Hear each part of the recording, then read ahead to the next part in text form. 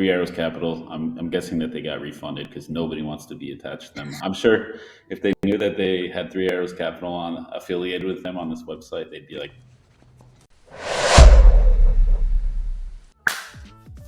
Welcome back, everyone, to another 10-minute eye test Wednesday. Carmelo, how are you doing?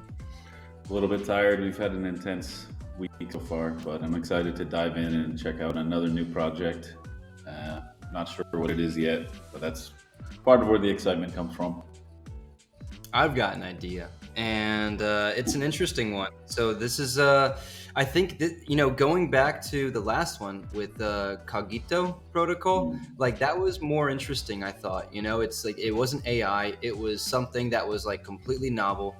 This is kind of like following that same trend. And just so you guys know, this was a difficult decision because there's like 7 AI projects again. There's Guru GPT and Hyper GPT and whatever GPT, Mellow GPT. And so like we had to really try and create something a little bit more diverse than just crapping on other GPT projects. So if you feel good with it, we'll go ahead and just dive right in. Yeah, I just want to say I'm very bullish on Mellow GPT, but yeah, that's all I'll say about that. I'm obviously biased, but yeah, let's dive in. Let's start the alarm. Mellow GPT is a perfect startup name. And so the alarm starts now. And so here we go. I saw this on CryptoRank, and like right from the beginning, the numbers were shocking for me. So like Neon Labs raising 5 million public sale on CoinList with a $40 million seed fundraise. And then I saw like Solana Ventures, Rockaway, Jump Capital. And I also saw Three Arrows Capital. I was wondering if maybe this is one of their legacy deals before they just went completely down under. But yeah, I thought it'd be a pretty interesting one to dive into. Like, why is this raising so much money? Neon Labs doesn't really tell us a whole lot. Yeah, I mean, with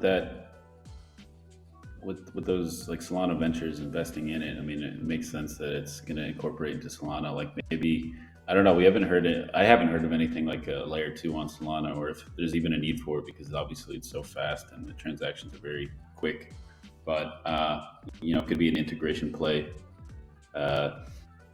Yeah, and Three Arrows Capital. I'm guessing that they got refunded because nobody wants to be attached to them. I'm sure if they knew that they had Three Arrows Capital on affiliated with them on this website, they'd be like, take that off right now. Yeah, most likely. And so I kind of agree with you. Like, I don't see anything raising this much money unless it's some major infrastructure play. And if you look down here, fully diluted market cap of $100 million. Haven't seen those numbers in a while. I think the last time really popped out in my mind was like some crappy gaming guild that was trying to value themselves at like 150 million at launch, back in like the peak of the GameFi hype cycle. So this is really interesting. The one thing that's concerning though is like initial market cap of 5 million. But yeah, not a huge token release at the launch. But yeah, so we're already deep in here, and I guess right here, Neon is a fully Ethereum compatible environment on Solana. That's interesting. EVM on Solana. Yeah, I've been waiting for something like that for a while. Like, I'm kind of surprised it hasn't been built already. But I always wondered how that would work, what that would look like, because they're two entirely different code bases and coding languages. And I think the only intersection between Solana and Ethereum so far have been like disaster bridges that have been hacked or exploited. So up until now, it's been very piecemeal. It's been very unstable connection between these two environments. So it'd be cool if there's some way you can port stuff over or develop on Solana, I guess. Yeah. R.I.P. Wormhole. Yeah. Let's dive in to the website now. Okay, here we go. Neon Labs contributing to the development of Neon EVM, the first EVM with Solana's scalability and liquidity. That's pretty cool, right? Like, this is something that I think the industry needed for a while, because the major attraction of Solana was how fast and cheap it is. I remember sending a transaction at one point for like a fraction of a penny, Mm. and I think it settled like instantly. Obviously, there are some concerns with decentralization about Solana, but like all of a sudden enabling Ethereum dApps, Ethereum-based smart contracts, building that bridge across these two massive ecosystems, that's pretty powerful. This is huge for gaming too, because Solana's the infrastructure is theoretically incredible for Web3 gaming and NFT communities. It's just that Ethereum is the most trusted by these big institutions and companies coming into the Web3 space. They're tending to go more for Polygon or Ethereum, but this is very cost effective and obviously scalable, very high transaction speeds. So that's good for everybody. And then the gas fees, like you don't want massive gas fees for in-game transactions. So that works well for this. Yeah, I think Solana is good for that, right? And it's something that we haven't really heard in a while, gaming or GameFi projects launching on Solana. There used to be some conversation around that, but like it's perfect for that, right? Because you want near costless in-game transaction fees, really. But Yep. check this out. dApps using Solana as the settlement layer. That's super cool. So I like So this already. I don't even know what to call it. Like it feels like it's basically a layer two on Solana, but an EVM layer two on Solana. So it's like, yeah, it's using it just as the settlement layer and maybe even the security layer. I'm not sure about that because it can't rely on Ethereum's like security layer. So I'm not sure how that works or how they interact, but it's definitely intriguing so far. You did call it, man, like an L2 on Solana, which seems kind of crazy, right? You don't need to solve like, I mean, maybe a privacy protocol would be fantastic on Solana, but like you don't need to solve scalability or speed on Solana. But then bridging Ethereum over, and then check this out: they've got job postings on their website, guys. Like investors, this is a huge green flag. If you see like a startup that is posting jobs here because they're hiring, you only hire for one reason, because you're optimistic and you want to continue building and you have the capital to do that, right? So like, but maybe I've kind of just shot ourselves or the industry in the foot by saying this, because people might post fake job postings on their websites now. I was gonna say I see a lot of people doing this on their Twitter accounts or LinkedIn. Like we're hiring, they're perpetually hiring. They have banners saying we're hiring, 16 devs. But this is also a very easy way to keep up appearances while you rug pull companies. So not to say Neon Labs is doing that, obviously, but anybody can just say we're hiring. There's no way to really validate that. Yeah, and it'd be funny. Some probably go as far as to like host fake interviews. Yeah, We don't know. but yeah, I mean, I tend to agree though. Like if you see they're hiring, it means, I mean, it's encouraging. It means like we need more people to build what we are dreaming up because it's impressive and we believe in it. So obviously that bodes well for 'em most of the time. So I guess this is they're doing a pretty good job of explaining exactly what this is. It seems pretty straightforward on the surface, right? Ethereum infrastructure on the Solana blockchain. You've got what they claim is the best of both worlds. You've got smart contract, Solidity smart contract development or integration. You've got APIs. You've got ERC20 tokens. I think there have been a few companies that have tried to port over like ERC20 tokens into Solana, but maybe with like some shady bridging, or like not bridges or smart contracts that translate to tokens that are like not sanctioned by those like founding companies. But this is really cool, and I'd be very interested to learn more about like what does the sort of tech stack look like? Like how does that tech integration look like? How are they incorporating Solidity into Solana, or are they creating some sort of like coding or coding language or smart contract translation tool, which like that's some pretty cool IP. I don't think we have enough time to dive into the white paper, but already like more interested, right? I mean, you could take a look at social media. Like, I don't, if we don't have a whole lot of time, we're not going to pretend that we can read a whole white paper right now. That's a good idea. Let's dive in. Oh, governance. That's the real one right there. I was going to say, So like, figuring out what the actual token will do, the Neon token itself, because I think it's an ERC20 token, so that's even more interesting. So it's an ERC token on Solana, or to build an environment, an EVM compatible environment on Solana. So it's interesting to see what this token will actually do. I mean, I guess they're going to use it for governance and gas. That's the easy, low hanging fruit here. But yeah, no idea. Yeah, I think that's a good point, right? And so you're basically investing in something already that's a little bit more promising than, like something that has like secondary utilities, like I don't know, payment barrier access model. Yep. So here we go for Neon Labs, 59 employees based out of Georgetown, and that's a lot of employees. It looks like Again, though, this they, is not to nitpick, but LinkedIn is notorious for having fake employees. Like, I think we have a few fake employees on Arcanum Ventures LinkedIn, like people that just say they work for us, or you know, there's no way to validate. I don't know why LinkedIn hasn't come up with a better system for this yet either. But I, as a researcher, I would not look to LinkedIn to be the final information hub for the team experience when I'm doing vetting as an investor. That is a very good point. And so we have to take that with a grain of salt. But like as always, when doing research for an investment, it's good to dive deeper than what you see on the surface. So it'd be good Yeah, to of see like course. visual experience. And they've got 42,000 followers on Twitter. Looks like not posting so regularly, actually. I mean, this 23rd. could be a double edged sword because in one way you can look at it for most projects and say, well, they're not active, they don't care.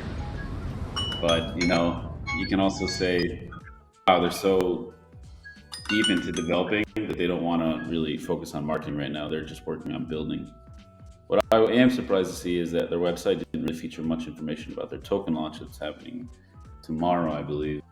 So it seems like they are not really trying to cater or appeal to the degen crowd of people that want to just launch this. I think we saw, if we go back to crypto rank, you don't have to go back, but I think they're only listing on CoinList. So one launch pad for a pretty hyped project is also an interesting thing to consider. Yeah, that is a very good point. So I'm trying to what'd be cool is to dive deeper into marketing, to speak with some people in our network, to speak with some launch pads, understand like what conversations have been had already around this. Like has Neon Labs approached some of these launch partners to see if this is something that they want to try and hype up a bit. They want to put more tokens into the hands of like retail investors, or are they just like confident in building and taking this to market and then understanding that like if they bring in customers, if they bring in people to develop dApps that bridge between ETH and Solana, if they build it, they will come, and so like that might be the strategy. It seems like they're okay as far as a fundraise goes. $40 million from seed investors, most likely in tokens and or equity. Yeah. So maybe they don't need to try and hype up a token offering to try and liquidate more of those tokens and generate more capital, which is like kind of the right way to do it if you can do it. So that's pretty cool. I just, this is like kind of seeming monumental. So I'm wondering why like more people aren't talking about it and why they're not so focused on social media. They have everything to gain by marketing this and, not a whole lot to lose. I mean, there's no AI integration. That's probably why nobody's looking at it right now. I was going to say, I think we can both agree. I mean, it seems like both of us would opt to look deeper, take a closer look at this. It's definitely interesting enough to warrant that. So instead of just saying yay or nay, like we usually do, maybe, I mean, I think you kind of already answered it, but what would you look at most closely if you had another 10 minutes, let's say? What would you do to explore? Well, I'm a sucker for documentation. I would probably dive deep into the white paper, try and understand like how it's written. This is something that I think investors kind of underestimate too. Is like you think about the logistics of creating documents, of creating a website, of creating socials. Look at like the writing style and the organization of the white paper, and it gives you an idea of who wrote it. And so what I would predict is like the white paper is probably quite technical with a lot of technical language, organized in a way that is product and technology focused first. And that's going to give me a better idea of like, okay, it sounds like people that are building this are the same ones that created the documentation for it, which then kind of supports the idea of like, this is not, hype or token launched focused. This is mainly product and technology focused. So I would try and look at that. I'd try and understand, like, with my limited brain capacity, like, how does the technology work between like bridging Ethereum and Solana to create the virtual machine, and then try and understand, maybe, like, is this viable? Is there any kind of like security flaws? The main thing in bridges is security, and we saw that with Wormhole. Unfortunately, we saw that with a lot of bridges. Like, every bridge falls victim. So try and understand, like, is this something that's going to be secure? How is security maintained? How are audits being performed? What safety checks are they being put into place? That's a huge gap too, when it's like, when you see a product that's being like spearheaded by product and tech and development people, sometimes they kind of underestimate like risk management and risk analysis. So that's probably what I'd look into. Solid answer. Yeah, I didn't consider the technical aspect. Like, if we stuck to like only giving ourselves another 10 minutes, I probably wouldn't look.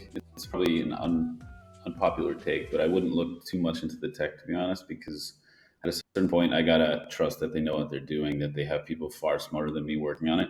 But what I would work on, because I'm investor minded, obviously, I would look at like partnerships and traction. Like, what is the demand for this? The product market fit. Like, have they signed any major players that want to port over or use this technology from the get go? Also, the role that the token will play in the ecosystem, the governance aspect, because that's stuff we can wrap our heads around more easily.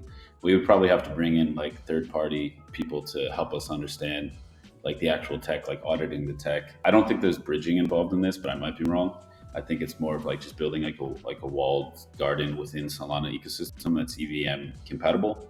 So I don't know what that looks like. I'm not a coder, but I do. I think you brought up an interesting point. I would like to see what the token does, and also how much VC backing there is, because one of the issues with Solana that's been plaguing them is heavy centralization, and everybody accuses Solana of being a VC token, So with a $40 million seed raise and a $5 million public raise, that's a lot of investor tokens going out, and a lot of them are going to VCs. We don't know how much. That's just one round. There might be future rounds. So I'm not sure what governance will do in this ecosystem, and I'm not sure how swayed that will be by these early seed VC backers. So that kind of worries me a little bit. But other than that, like, it looks like a cool project.